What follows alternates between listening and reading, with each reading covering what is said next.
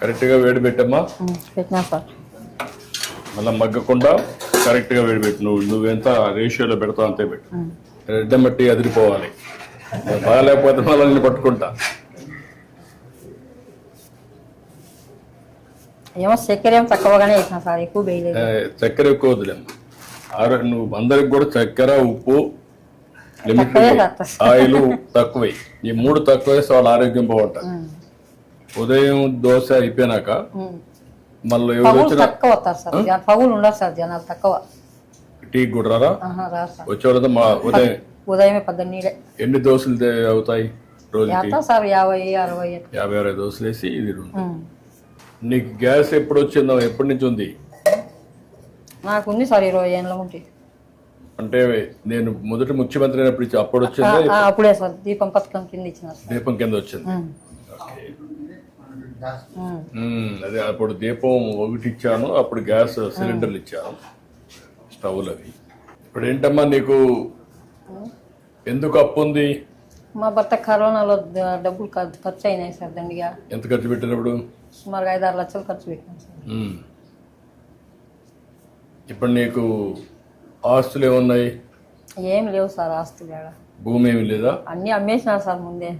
ఇల్లు సొంత ఇల్లా లేకుంటే అద్దె ఇల్లా? ఇదేమో సొంత ఇల్లే సార్. ఇది సొంత ఇల్లు అనమాట.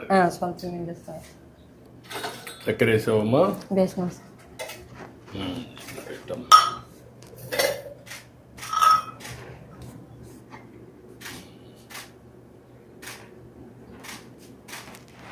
ఇంకా 2 గ్లాసుల్లో కూడా 3 గ్లాసుల్లో కొద్ది అంటే తీసుకోండి, మాట్లాడుకుందాం.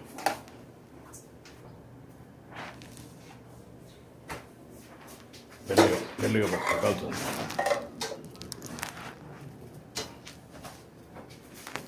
మెల్లిగా కాల్చుంది. రామ్మ ఇట్రా, ఇంకేంటి చెప్పు. ఇప్పుడు నీకు 4,000 వస్తుంది. రమ్మా పెన్షన్ ఇచ్చేయి.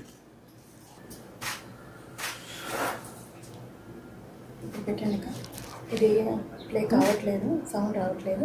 మీరు ప్లే చేయండి, పెట్టండి. Okay sir. వచ్చిందమ్మా, సక్సెస్ అయింది. బ్యాండ్ విత్ కరెక్ట్గా ఉందమ్మా.